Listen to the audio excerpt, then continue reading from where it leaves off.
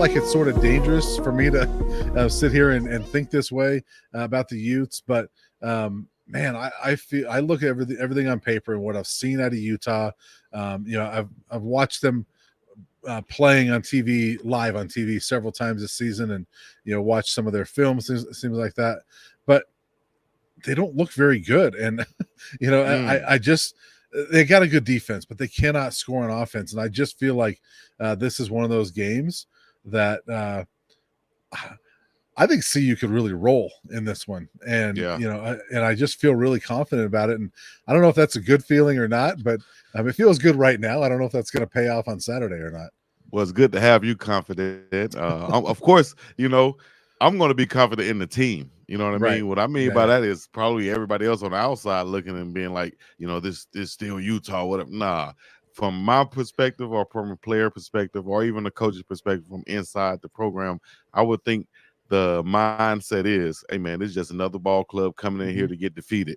They ran into us at the wrong time once again. We're on that up and up. We're hitting our stride. We're feeling good about ourselves. So no matter who's coming in here, whether it's a wounded team or not, backup quarterback or not, we're going to take them with that same respect and seriousness. But we understand what we can do if we play our game, no matter who it is. So Utah is just another person on the list. So but it's and I agree with that. But there's also that little thing of like, it's not even a little thing. Kyle Whittingham, and Coach Prime mentioned it on Tuesday, that he's got a great deal of respect for him, and even said, hey, if my career is a fraction of what he's done, then give me that. Whittingham's been phenomenal, and Coach Prime said, look, anytime that guy's on the other sideline, you can't take them lightly, and he's right. But I also think that this Utah team, I mean, man, it seems like every day there's news coming out about somebody else that's done for that team. I mean, Brant Keithy, their star tight end, who has been a buff killer in the past, had a season-ending injury on Saturday. Brandon Rose, who they decided to start against BYU, give him his first start, give them a spark on offense, looked solid. He threw a couple touchdown passes. He suffered a season-ending injury. So now they're back to Isaac Wilson, who was not doing a great job for them. That's why they benched him. They're back to him. So he's sort of their third-string guy. We know Cam Rising's out. Money Parks, their top receiver, a couple weeks ago suffered a season-ending injury.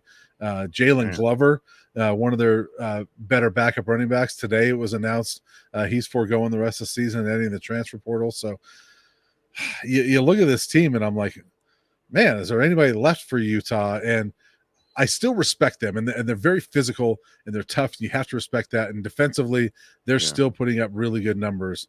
But I look at this and the way it matches up with CU, and I'm like, this could be a really fun day for CU. It really can, especially because they're playing early now, like the times that Coach Prime like to practice and play, and it fits right into their normal schedule. So I think they can come out there and be right on point and be poised and confidence to really put on their best display in front of the home field crowd at Folsom, I think, this Saturday. Big noon kickoff will be there. What do you expect from that? Any celebrities or any big time things you expect from them being there? Oh yeah, there's going to be somebody. I don't know who's going to wind up in Boulder, but with Coach Prime, he's going to draw the celebrities there, and so hey, we'll walk around the sidelines before the game and find out who's exactly there. But the Buffs, you look at these last 2 years, and Big Noon has been there. Believe it or not, they've been there more often. After the Saturday, they will have been for a CU game more often than any other team since the start of 2023, which is crazy. And the only time, I think this will be the 7th time, I think the only time CU has not won with Big Noon there was last year with USC. Well, that's going to change this year. I think that's going to definitely change now. Yeah, so I don't think they'll lose this time. And I think it's kind of remarkable. This is a little side note, but obviously Big Noon was in Lubbock last week. There's 3 times since Coach Prime got here that Big Noon went to see CU at somebody else's field, and CU ruined their day every single time. It was at TCU, at UCF, and then the other day at Texas Tech. So but we know why they're there. We know why they're there. We know why, but it's just kind of funny because it's obviously it's a celebration for the host campus that Big Noon is there. And so yes, we all know why they're there. but it is a celebration for Texas Tech or UCF, whatever. It was a big deal. I went out to the Big Noon set in Orlando on that Friday, and it was a big deal.